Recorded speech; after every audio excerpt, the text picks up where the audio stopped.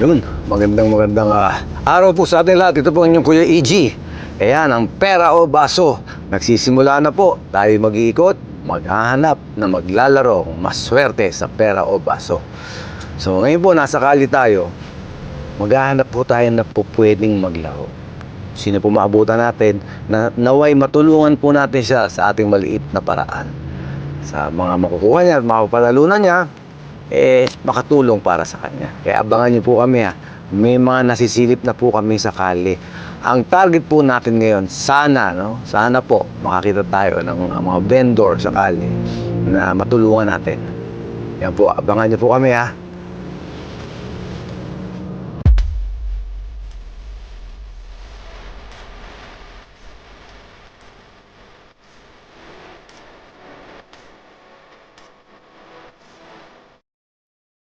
Ayun, nakita din natin. Naway makatulong sa kanya ang pera o baso. Ikaw ang maswerte, kuya. Eto na kami, papalapit na sa'yo. Kuya, magandang hapon sa'yo. Magandang hapon. Ayan. Hindi nyo kasi po. Oo, yun. Nagbablog kasi kami ngayon eh. Ito po yung hinahanap natin na pwede natin tulungan. Meron kasi kami programa na parang pera o baso. Tumutulong kami. Okay ba sa'yo makipaglaro sa amin? Ha? Oh, ang team natin, pababaan natin yung gamit natin. Tutulungan natin si Kuya. Paglalaroin natin ang pera o baso. Ha? Okay. Ayun. Ito na po, inyong Kuya EG. Natagpuan na po namin ang isang tao na pakasakaling swertehin ngayon para makapaglaro ng pera o baso. Kuya, anong pangalan mo ulit? Etaw po. Etaw. Iyon, nangangalakal siya. Nangangalakal. Sabi ko nga sa kanya, kamusta ba? Malakas ba kita ngayon dyan o madalang? Lalang po. Medyo madalang. Oo, siyempre, kailangan natin. Kaya maganda kay Kuya, talaga tuloy-tuloy pa rin na nagtatrabaho, no? Pambayad daw ng ilaw, pangangailangan sa bahay, pambili ng bigas. Kaya po natin kinarate to, ang pera o baso ni Kuya EG para umikot at maghanap ng mga katulad nila na maalalayan natin kahit sa sandaling panahon, kahit sa konting tulong na paraan namin na gagawin. At kahit papano, sana makatulong sa inyo. Okay, Kuya, maglalaro tayo ng pera o baso, 5 baso yan. Iba-iba ang price niyan, ano? Yun nga lang, ang ingatan natin dyan, si kumparing Bokya. So sana wag makuha. Ang nandyan ngayon, kung hindi ako nagkakamali, meron 20,000, 10,000, 5,000, kung ano man. Sa tingin mo, ano bang halaga ang kailangan mo ngayon? Sabi mo nga kanina, magbabayad ka ng kuryente. Mga magkano ba yung kuryente mo? 1-2 lang. 1-2. Hindi naman buong barangay naman yung pinapailawan mo. Di. Yeah. May utang po kasi. Meron na, oo. O, ilan na anak mo? 2. 2, oo. Pero siya ang asawa. O, very good. Huwag na sagutin yan. O, Kuya, mamili ka ng 2 baso, ilalagay natin sa harapan. Pagkatapos ng 2 basong pipiliin mo, mamimili ka lang ng isa, tapos magtatawaran tayo. Ayun. Ayun, ready po kayo dyan. Anong baso pinili mo? Etong 2 to. Ayun. Ang 2 baso na pinili niya. Itatabi natin ngayon itong 3. Iyan, ang mga basong pinili niya. Ha? Ngayon, sa 2 pinili mo na yan, kailangan mo magdesisyon ng 1 baso na pipiliin mo para matuloy ang laro natin. Ito po. Number 4. Ayan, ang number 4. Sigurado ka na ba dyan? Pwede ka pang bago na isip. Yan na po, yan na po. Siya na yon. Okay. Sabi niya, kailangan daw niya ng 1-2 para sa kanyang kuryente. Tatawaran natin yan. Ganun magiging laro natin, no?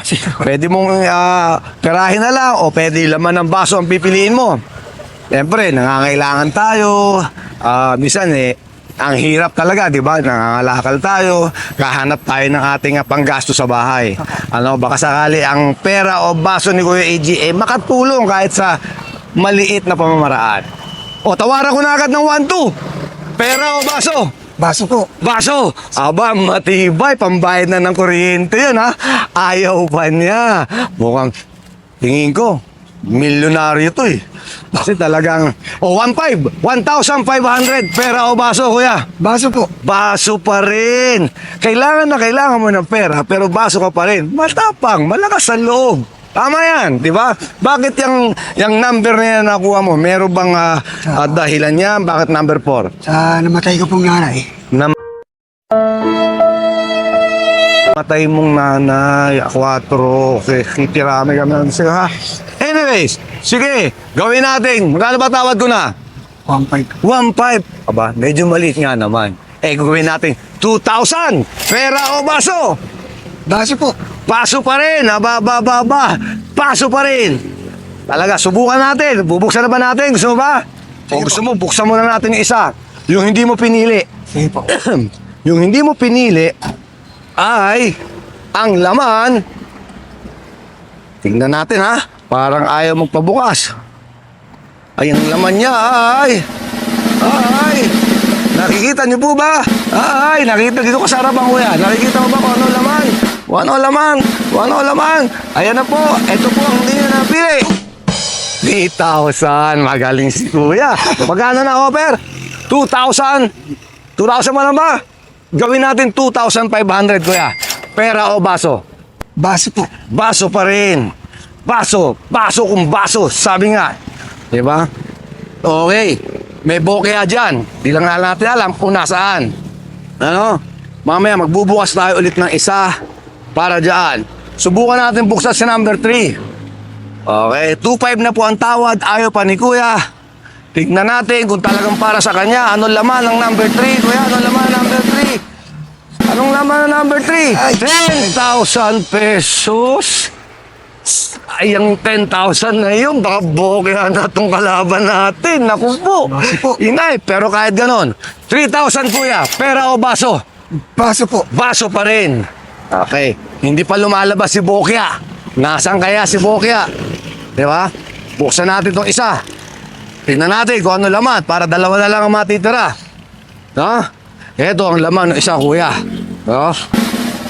Ito ang laman ng isa. Ito ang laman, mga kapatid.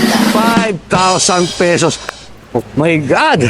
So, ang ibig sabihin, si Bokya o si isang isang price. Medyo mabigat ngayon to, kuya. Pwede ka pa magpalit kung gusto mo. Baka sakali, kung nararamdaman mo ba, bibigyan kita ng pagkakataon. Usually, hindi na namin binibigay ito. No? Kasi sabi nila, yan daw yung mga tip. Tingnan natin. 3,000 ang tawad ko. 3,500.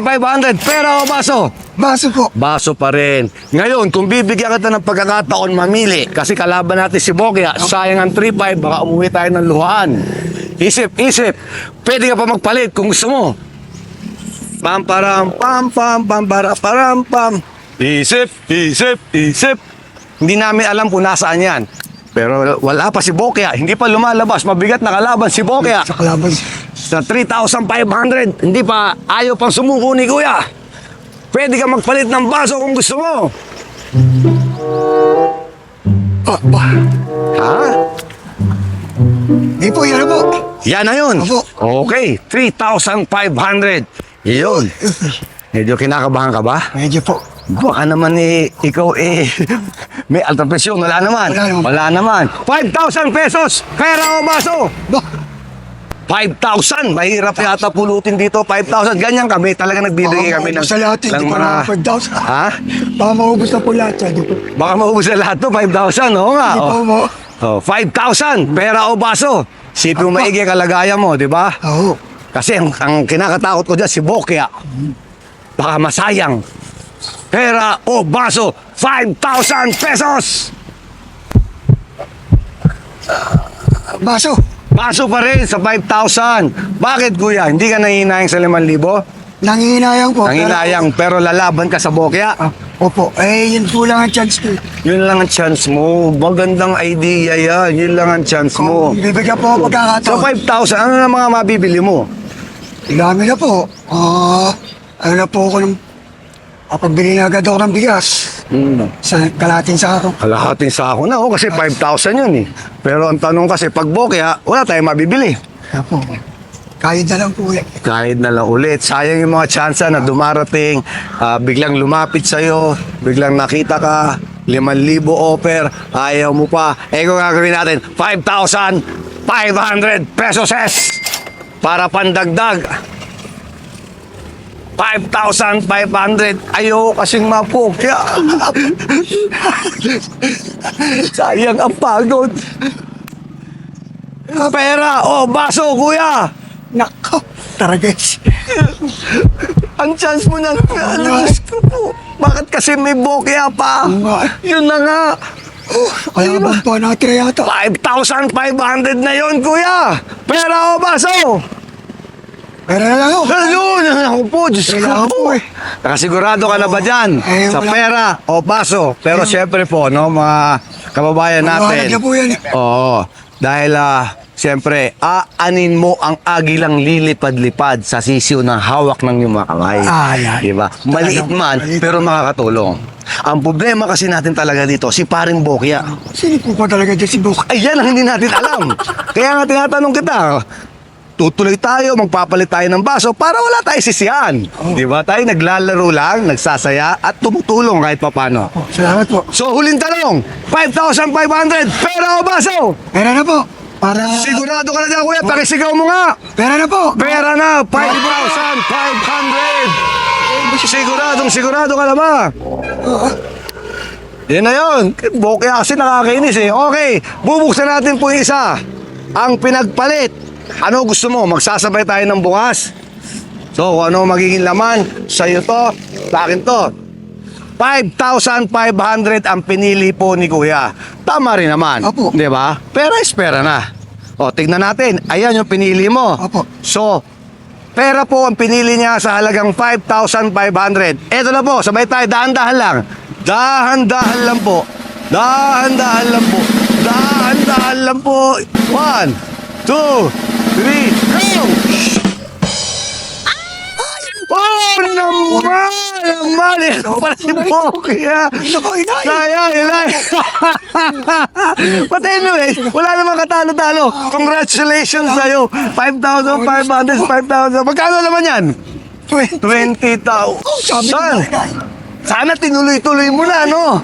Pero siyempre, depende. Ang problema kasi natin, ito si Paring Bokya eh. Yan. Dapat, sa susunod nga, meron kami, dalawa na si Bokya kasi papalaki na yung premyo.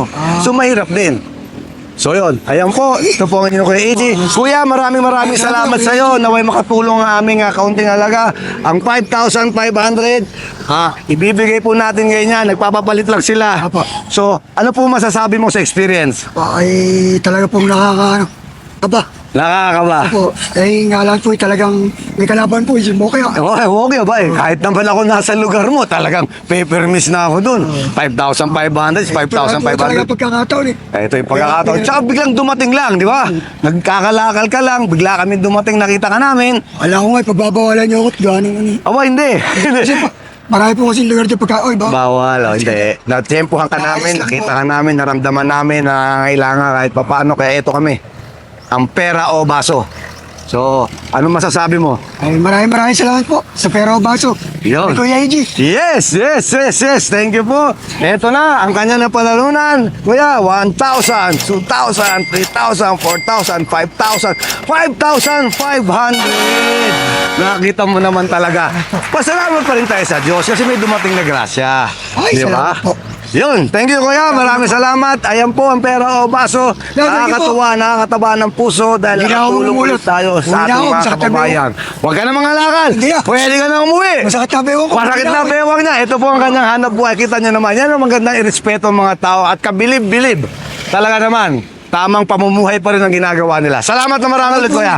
Hanggang sa ulitin. Salamat. Makakabayad ka na ng kuryente mo. Opo. Okay. Bye-bye. Salamat po. Salamat. Thank you.